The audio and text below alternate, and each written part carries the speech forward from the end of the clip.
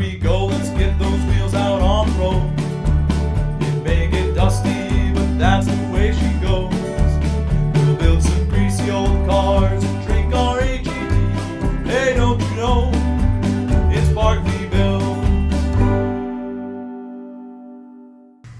Alright guys, welcome back. Getting back after it on the Galaxie today.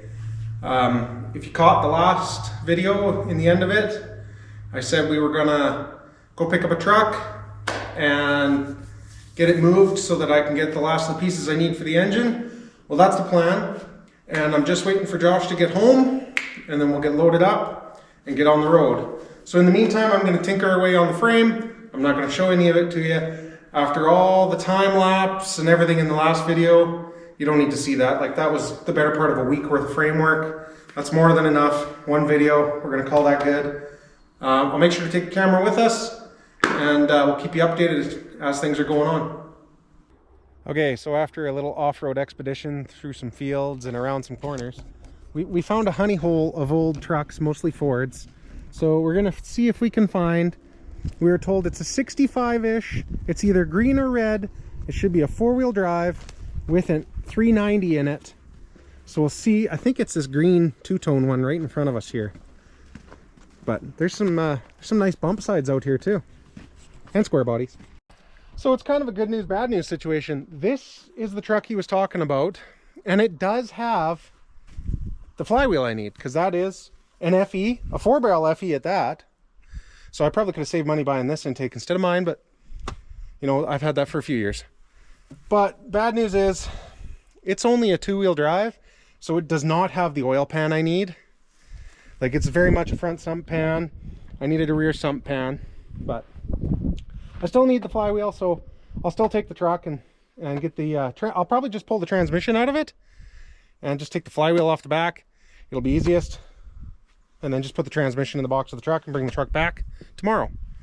So we'll have to get our trailer over here. Luckily it's not too bad other than some rocks over here, so we'll get lined up with it and see if we got enough power with our winch and generator to get it pulled on the trailer.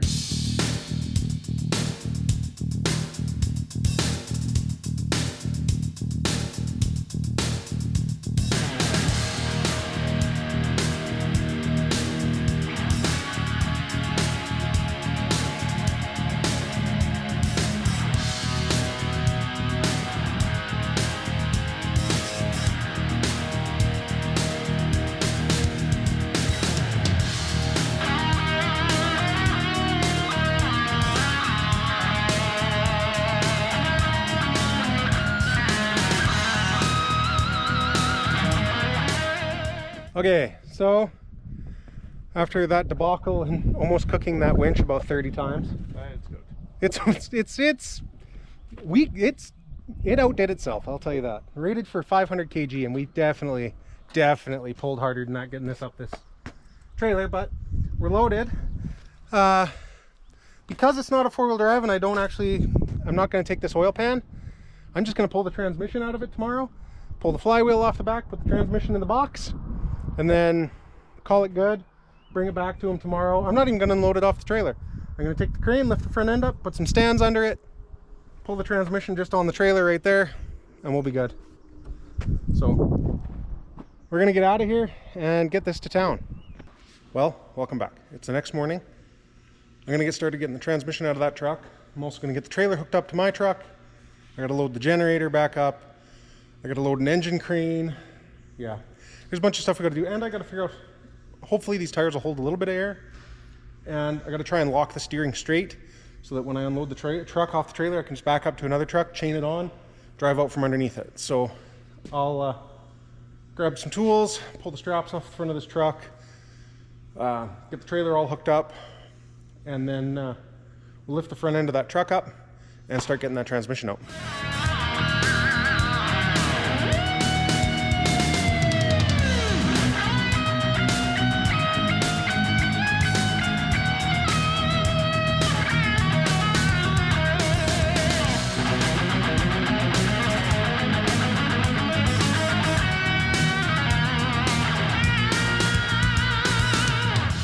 All right, so I got the flywheel on and I used the stock pressure plate because it's the only one that had a bolt pattern that matched out of the 3 I have.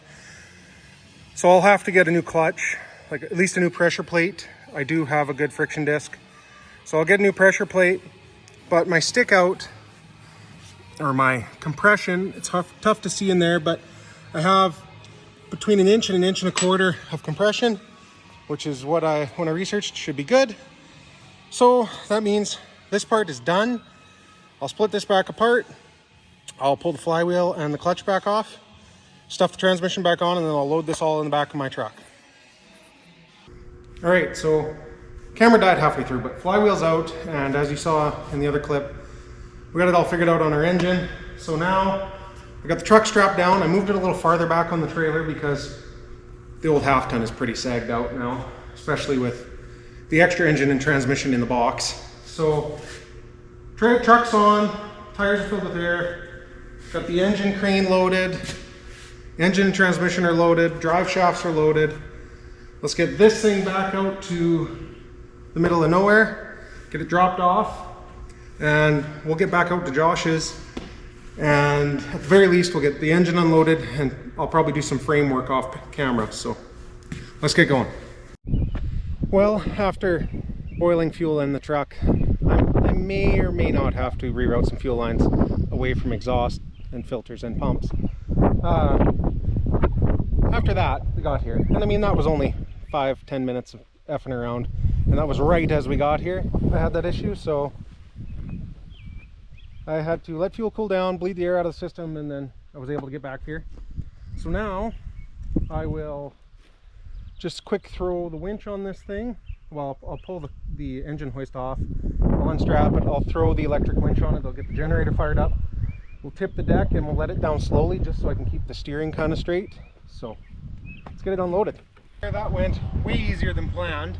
I mean, besides screwing around trying to get the generator started and then the pull cord breaks on the generator, I just said screw it, I'll try just jacking it up and see where it wants to go. And sure enough, straight, dead straight off the trailer, no problems. Rolled back, touched a bumper with another truck as it came to a stop, and then rolled forward about 1 inch, so it's good. I'll get the camera loaded up here, and then I'm going to quick stop at home because I'm only 10 minutes away. Get some cool to drink, and change of clothes because I got a birthday party later today. And then we'll get the engine and the trailer back to Josh's place. So we'll catch you there. Alright, so I'm back at Josh's. I got the engine unloaded, I got the trailer unloaded, and then I set the engine in the frame here. So as you can see, I definitely have to get a rear sump pan because this engine sits a mile in the air. I mean, I'll bring a fender over and we'll set some fenders on so we can get a rough idea. But I know for sure the transmission's about 2.5 inches high.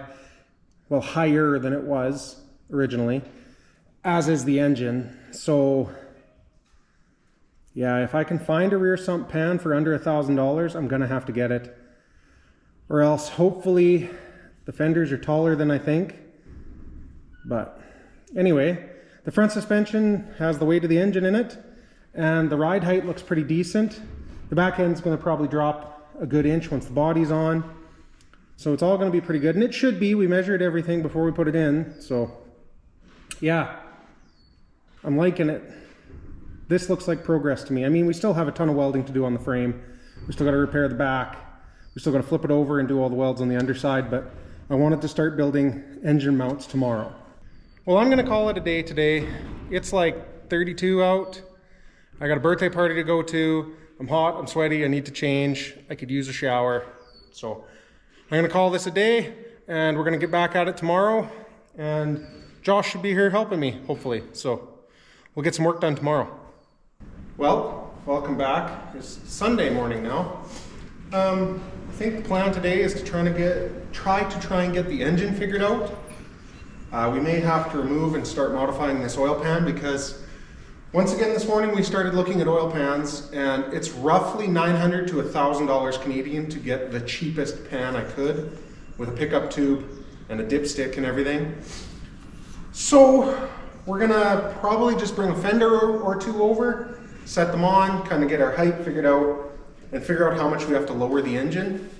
We'll also get the cross member brought over so that we can get the engine kind of placed in the cross member, hook up the drive shaft, get our heights and our angles kind of figured out, so we know exactly how much we have to take out of this pan. I could take the spacer out from underneath the throttle body, but I really don't want to because of the design of this intake. That extra height kind of opens up the plenum a little bit for us and makes it a little nicer.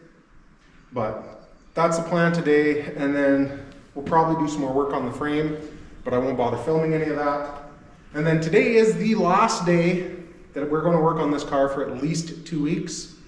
I gotta move houses here right away, and Josh goes back to work. So we're taking 2 weeks off, weekends too, just to try and get the rest of our lives in order. And then mid-June, we'll start on this again. So hopefully I'll have 1 or 2 videos out here in the next week or two, including this one. And then probably a week or 2 without a video, but I'm sure it's not going to matter too much. But if we can get the engine mounts figured, get a little bit of framework finished up on this, then we are ready to start putting things together, figuring out with the cab, get a cooling system back on it, and things should hopefully go pretty good. But those are the main hurdles left, so that's what we're going to attack today.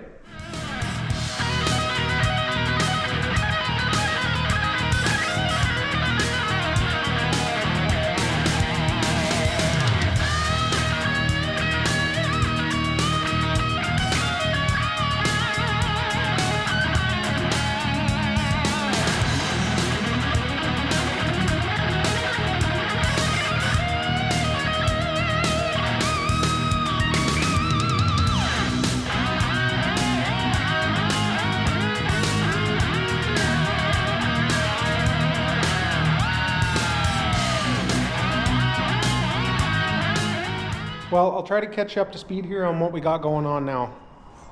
So, the transmission mount, we extended the arms, brought the mount back to where we want it to be for the slip on the stock drive shaft.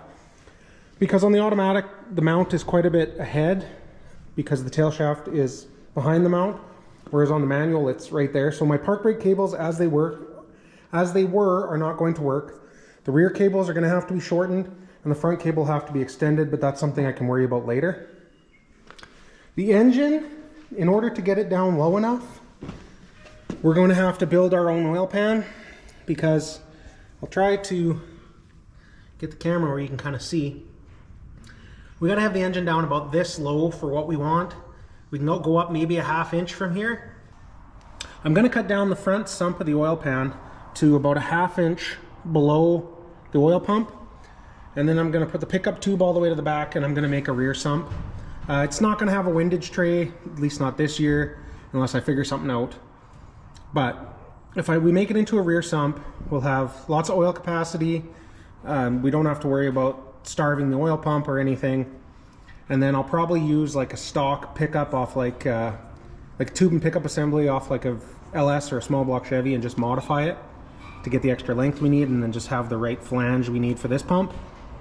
So I think Josh is probably going to start working on the engine mounts, and I'm going to start fabbing up roughly what the oil pan's got to look like for the front half, and then I can do the sump in the rear half at any point. I'll probably grab, like I said, I'll grab a pickup tube. I think I've got one for an LS at my parents' house, and then I think I've got 3 old small block Chevy pans that I can take the rear sump out of, and maybe a bit of the baffle out of the top of them, and try and build myself a new pan out of the old one.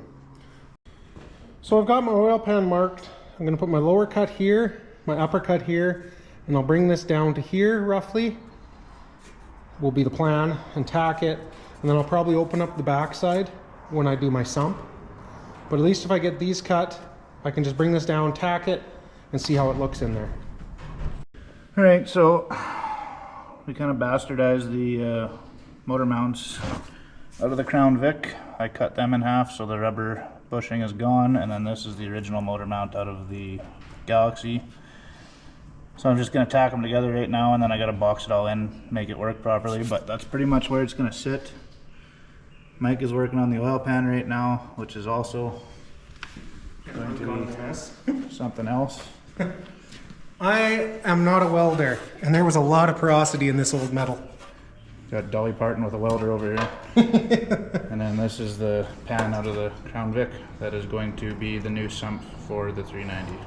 Yeah, I'm cutting it right here, all the way around, and I'm going to use the entire depth of the sump and as much of the rest of this one piece as I can. I'll try and grind it up nice and smooth so it matches. And I cut it up high enough that it should save the windage tray, and I should be able to reuse, or at least the baffle here in the sump, and maybe the windage tray, but I'm not too concerned about that, mostly just this baffle.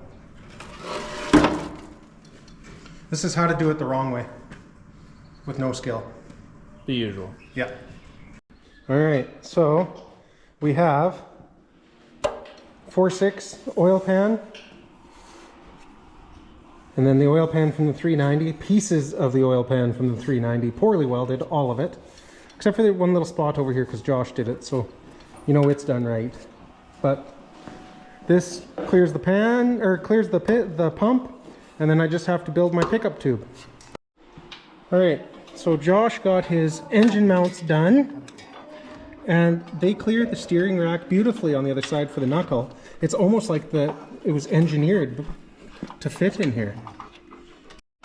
Set it down. Good news, I can just spin this one until you get it in place. Yeah, I did make them very tight. Whoop! Set her down. Happy? Yep. Should we put the oil pan on and try it? Probably. Let's make sure those mounts are gonna go. Mounts look good, actually. That sets the engine down so much lower. Oh, that makes me feel better, Josh. A bit deeper than it was. Yeah.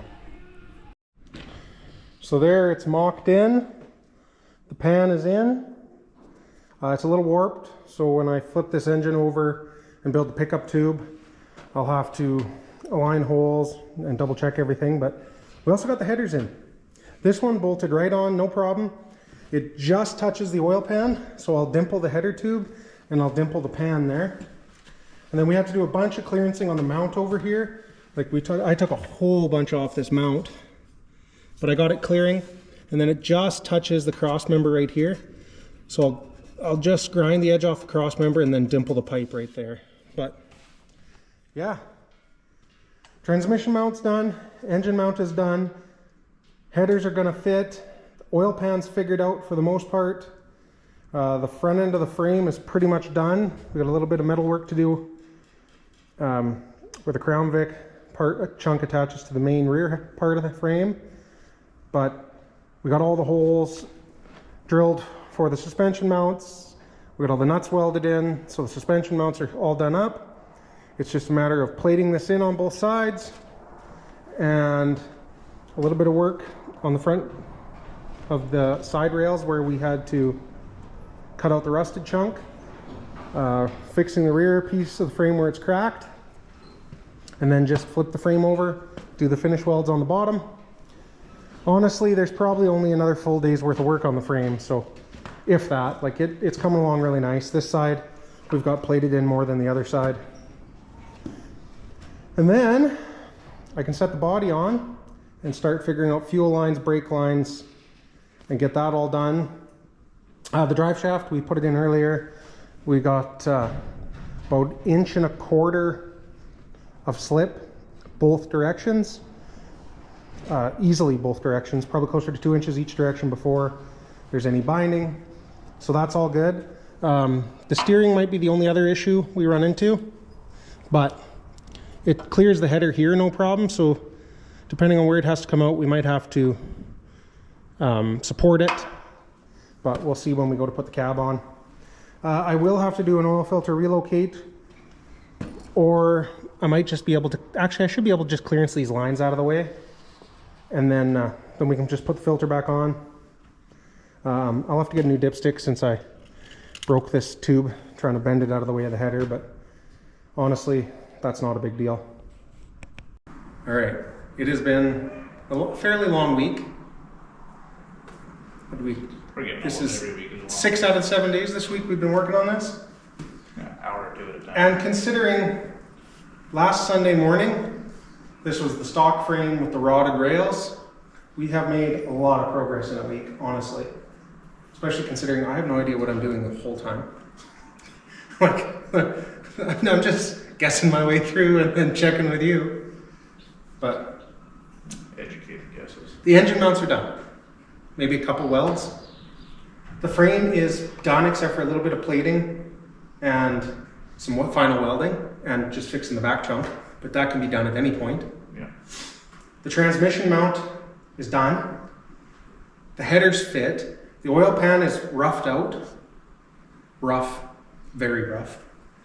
But like the engine sits low enough now. We should have measured it before we started and then measured it now because it's got to be 3 inches lower. I would say. Probably a good 2 to 3 inches lower. And the fact that the mounts just basically get rid of the Crown Vic rubber and they basically fit right together is just pure luck and happenstance. Yeah. It's been hectic, but now we get a break for 2 weeks. Well, kind of. A break from this car for 2 weeks. Unless you decide next weekend in your free time to do some welding, and then Now we're back I would to real world and moving you. I would love if I came back and the frame was done, so you could do that next weekend if you want.